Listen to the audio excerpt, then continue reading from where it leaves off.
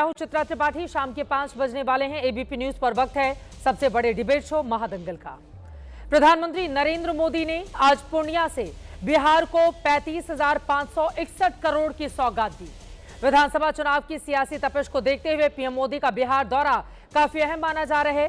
प्रधानमंत्री नरेंद्र मोदी इस समय पूर्णिया में लोगों को संबोधित कर रहे हैं और जनता जनार्दन के बीच केंद्र सरकार की ओर से बिहार के लिए क्या कामकाज किए गए उसका उनकी ओर से जिक्र किया जा रहा है। मखाना बोर्ड के लिए नोटिफिकेशन जारी कर दिया गया है। कल ही इसकी जानकारी भी कुछ देर पहले प्रधानमंत्री की ओर से दी गई है। माना जा रहा है पीएम मोदी ने पूर्णिया से विकास की सौगात देकर सीमांचल की 24 मुस्लिम बहुल सीटों को साधने का दांव चला है, जिस पर राहुल गांधी से लेकर असदुद्दीन ओवैसी तक की निगाह टिकी हुई है। यही कारण है पीएम मोदी के दौरे से पहले ही विपक्ष ने उन पर जुबानी हमलों की शुरुआत कर दी थी। विपक्षी दलों का कहना है कि पीएम मोदी को बिहार की याद चुनाव से कुछ महीने पहले ही आती है। पीएम के दौरे को लेकर लालू प्रसाद ने तर्ज कसते हुए सोशल मीडिया पर लिखा, आज बिहार में जुमलों की बारिश होगी। तो तेजस्वी यादव कह रहे हैं पीएम बिहार को ठगने आ रहे हैं। वहीं कांग्रेस बिहार को मिली सौगात को पब्लिक की आंख में धूल झोंकना बता रही है। सवाल यह है, विपक्ष प्रधानमंत्री के दौरे से क्या घबरा गया है? क्या उसे बिहार में अपनी जमीन खिसकती हुई नजर आ रही है? क्या विपक्ष को चुनावी रण से पहले ही हार का डर सताने लगा है? सवाल यह भी है, क्या ये सौगातें बीजेपी के लिए बिहार जीतने की चाबी बन पाएंगी?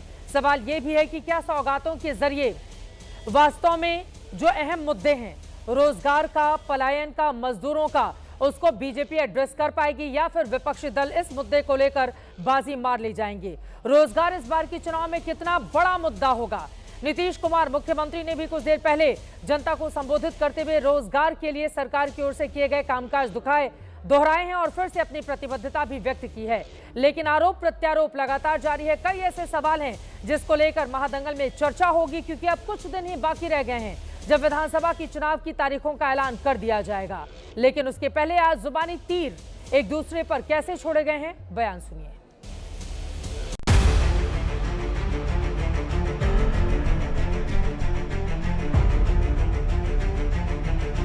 नरेंद्र मोदी जिंदाबाद, नीतीश कुमार जिंदाबाद।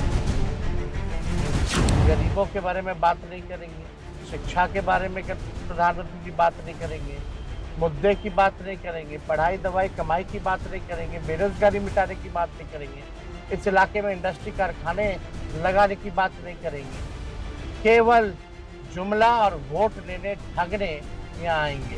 बिहार का चुनाव को लेकर के कैंपेन करने का सबका अधिकार है, लेकिन पिछले दिनों कांग्रेस और आरजेडी ने जो बहुत ही नीचे स्तर का राजनीति किया है, उससे देश गुस्सा है।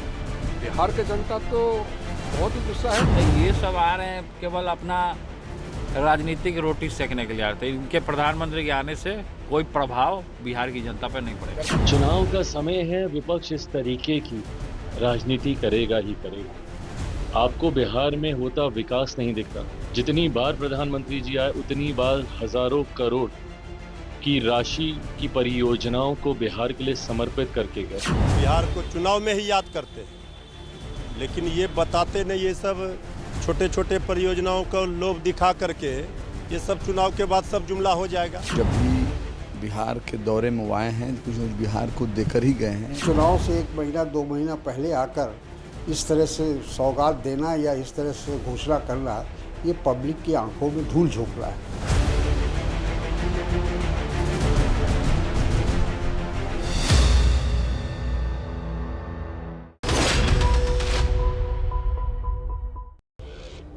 मखाना बोर्ड को लेकर भारतीय जनता पार्टी काफी उत्साहित दिख रही है। आपने मंच पर देखा प्रधानमंत्री नरेंद्र मोदी को किस तरह से मखाने की माला भी वहां पर पहनाई गई है धन्यवाद करते हुए।